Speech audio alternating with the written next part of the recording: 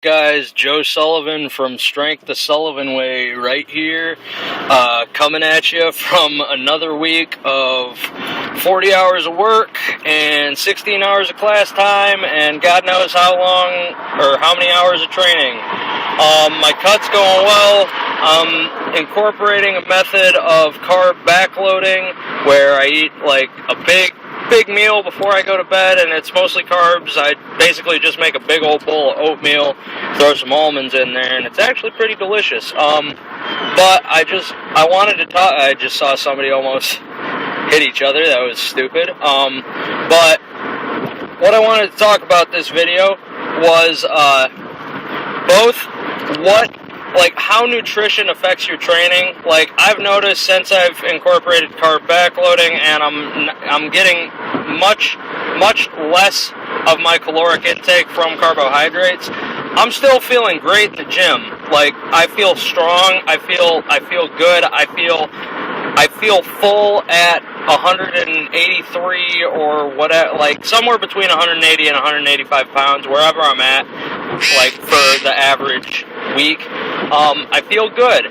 But if you limit your carbohydrates like I am right now, that's your body's primary source of energy. So you're gonna be able to use the creatine phosphate whatever pathway in order to fuel your workouts. Though that's the explosive power, like the burst of energy, like the first one, 2, or 3 reps of an exercise. But then you start using your muscle glycogen, and then way later you use your liver glycogen. But because I'm limiting my carbohydrates, I've been having like great first set. I'll blow the weight up, it'll be easy, but then just my strength, my endurance, just how I feel goes to crap on sets number 2 and 3. So it's basically like I'm still maintaining my strength. It's just my endurance isn't where it is, and that comes with cutting. So many guys, like, they start cutting, and then as soon as they can't hit a designated rep, or they feel weaker or something like that, they're just like, oh man, I'm gonna go order like 3 pizzas and like an entire loaf of bread, and then I'll pound away like 10 tablespoons of peanut butter. And you know that it's counterintuitive to getting lean, and I want to get lean. I want to get down to the 82 kilo or whatever weight class, and perform there. And if I can use the explosive power that I have for the first 1 or 2 sets, then I'm going to do it. And then the second point that I wanted to touch on was cardio. Like, a lot of guys when they start cutting, they add in super long, like low intensity, just really long and boring and brutally like just crappy sessions of cardio. But I actually looked into and listened to and read up on this method called Wingate cardio, and I am in love with this stuff. Oh my god, I don't even care even if you're not cutting, I recommend you do this. Like, it's freaking awesome. I love it. But basically what you do, you hop on one of the little stationary cycles, ones with the adjustable resistance, if you have them. If not, I don't know how you would do this. But hop on one of the stationary cycles, keep the resistance at like 1, 2, or 3, something really low, and then just do your normal warm-up for 5 minutes, and then once you hit 5 minutes, go as fast as you can, pedal as hard as you can without changing the resistance at first.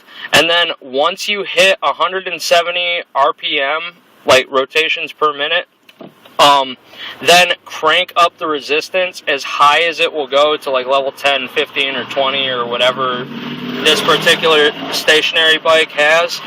And then just keep going as fast as you can, and just crank it out for like 15, 20, 25 seconds.